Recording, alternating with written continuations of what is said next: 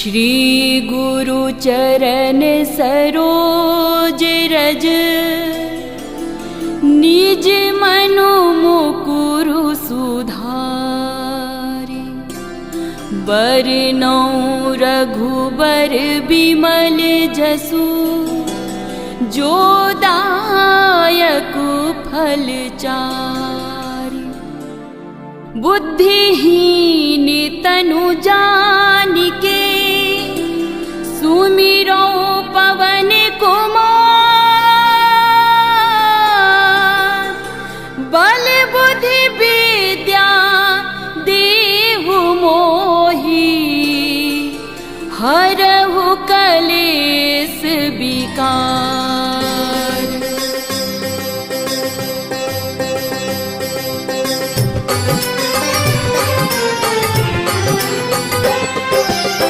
जय हनुमान ज्ञान गुण सागर, जय कपीस तिहु लोक उजागर।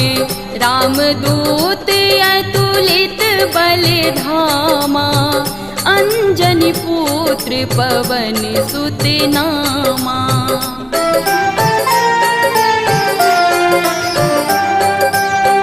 महावीर विक्रम बजरंगी, कुमति निवार सुमति के संगी। कंचन वरन विराज सुवेसा, कानन कुंडल कुंचित केसा।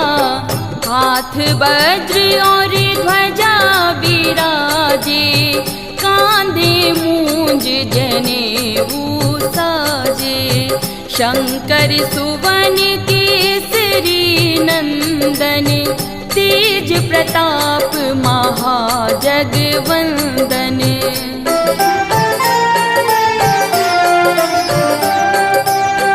विद्यावान गुणी अति चातुर, राम काज करिबे को आतुर।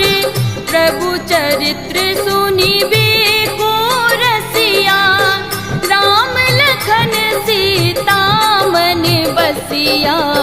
सूक्ष्म रूप धरि सियहि दिखावा, विकट रूप धरि लंक जरावा। भीम रूप धरि असुर संहारे, रामचंद्र जी के काज सवारे।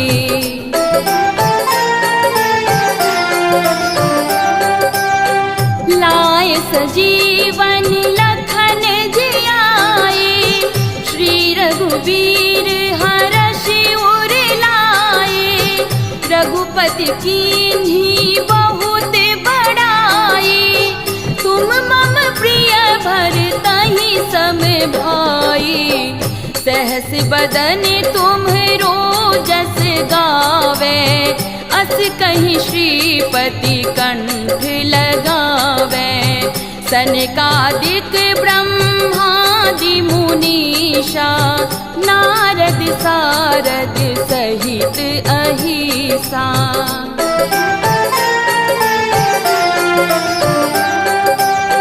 जम कुबेर दिगपाल जहाते, कवि को विधि कही सके कहाते। तुम उपकार सुग्रीवहि कीन्हा, राम मिलाए राजपद दीन्हा।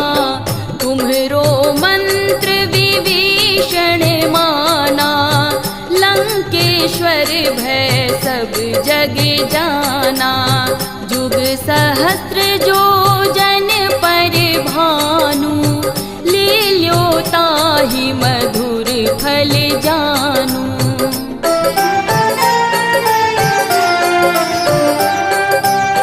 प्रभु मुद्रिका मिली मुख माही, जलधि लांघ गए अचरज नाही।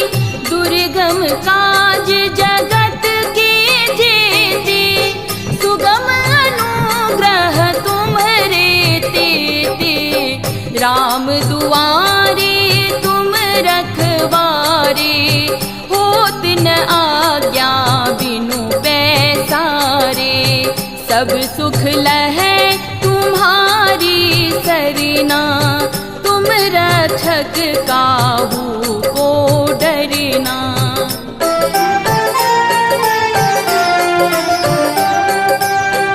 आपन तेज संहारो आपै, तीनों लोक हाँकते कांपै।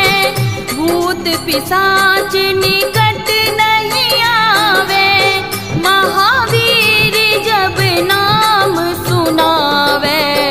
नासै रोग हरे सब पीरा, जपत निरंतर हनुमत बीरा।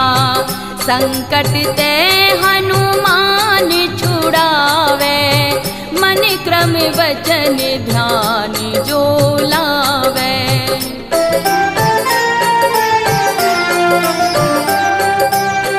सब पर राम तपस्वी राजा, तिनके काज सकल तुम साजा। और मनोरथ जो कोई लावे, सोई अमित जीवन फल पावे। चारों जुग परिताप तुम्हारा, है प्रसिद्ध जगत उजियारा। साधु संत के तुम रखवारे, असुर निकंदन राम दुलारे।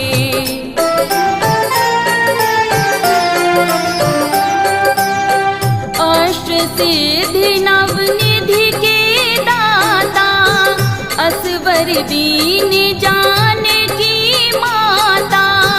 राम रसायन तुम्हारे पासा, सदा रहो रघुपति के दासा। तुम्हारे भजन राम को पावे, जन्म जन्म के दुख बिसरावे।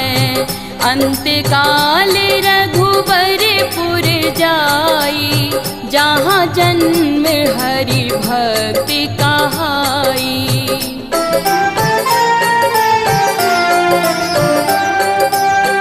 और देवता जीत न धरई, हनुमत से सर्व सुख करई।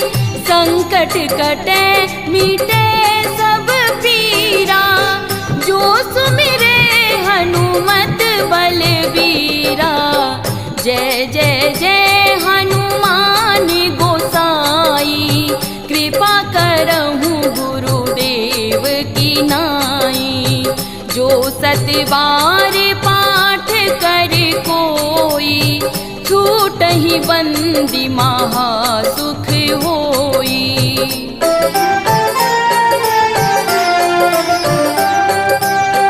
जो यह पढ़े हनुमान चालीसा, होए सिद्धि साखी गौरीसा।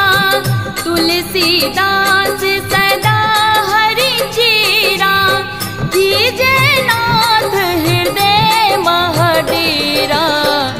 कीजे नाथ हृदय महडेरा। पवन तनय संकट हरन, मंगल मूर्ति रूप। राम लखन सीता सहित, हृदय बसहु सुरभूप।